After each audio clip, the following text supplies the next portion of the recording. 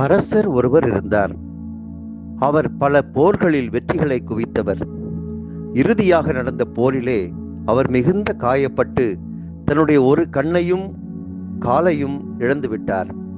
அவர் தன்னுடைய அரண்மனையில் மாட்டி வைக்கப்பட்டிருந்த அவருடைய முன்னோர்களின் புகைப்படங்களை எல்லாம் ஒரு நாள் பார்த்து கொண்டிருந்தார். அவை ஒவ்வொன்றும் மிக அழகாக வரையப்பட்ட ஓவியமாக இருந்தது. எனவே நாட்டில் இருக்கின்ற சிறந்த ஓவியர்களை எல்லாம் வரவழைத்து தன்னுடைய நிலைப்படத்தையும் வரைந்து தர வேண்டும் என்று கேட்டார். என்னுடைய நிலைப்படத்தை மிக அழகாக வரைந்து கொடுக்க வேண்டும், அவ்வாறு கொடுப்பவருக்கு சிறந்த பரிசு காத்திருக்கிறது என்றார்.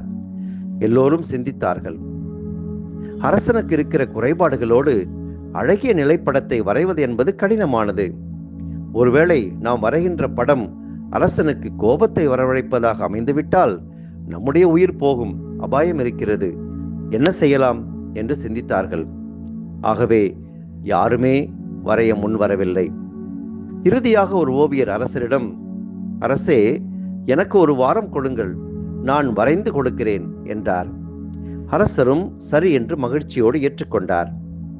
ஒரு வாரம் கழித்து எல்லோரும் அரங்கிலே கூடியிருந்த போது அந்த ஓவியர் வந்தார். அவர் கொண்டு வந்திருந்த ஓவியத்தை பார்ப்பதற்கு எல்லோரும் ஆவலாக இருந்தார்கள்.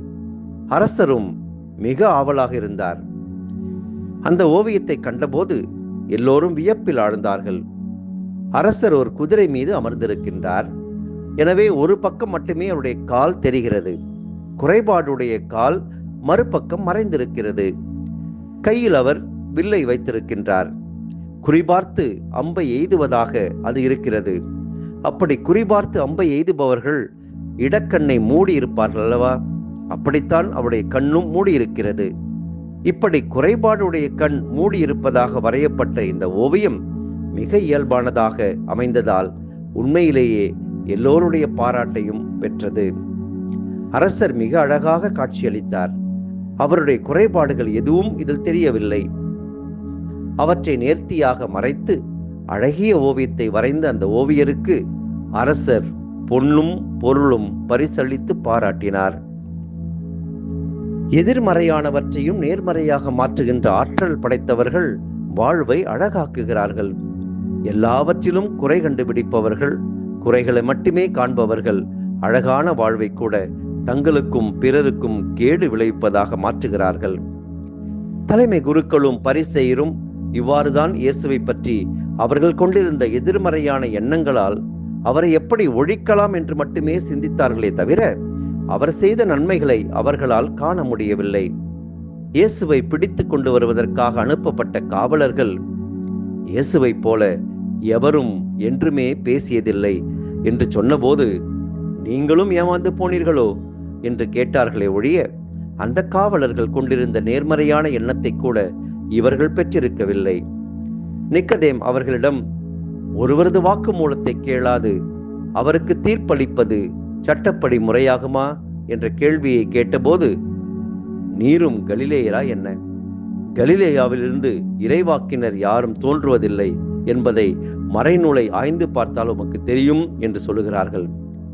அவர்களுடைய எதிர்மறை எண்ணங்களுக்கு முடிவே இல்லாமல் இருந்தது. நம் அன்றாட வாழ்விலும் நேர்மறையான எண்ணங்களை நாம் கொண்டிருக்கும் போது வாழ்வை அழகாக்க முடியும். எதிர்மறையான எண்ணங்கள் நம்முடைய வாழ்வையும் பிறருடைய வாழ்வையும் சிதைக்கக்கூடும் என்பதை உணர்ந்து எதிர்மறை எண்ணங்களை களைய இத்தவக்காலம் நமக்கு உதவி செய்யட்டும். எங்கள் அன்பு தந்தையே இறைவா, நீர் படைத்த இந்த அழகிய உலகை நேர்மறையான கண்களோடு காண எங்களுக்கு அருள் புரியும். எதிலும் குறை காணுகின்ற மனநிலையிலிருந்து எங்களுக்கு விடுதலை கொடுத்தருளும். எல்லாவற்றையும் படைத்து நல்லதென்று கண்ட உம்முடைய நேர்மறையான கண்ணோட்டத்தை நாங்கள் பெற எங்களுக்கு அருள் புரியும். ஆமென்.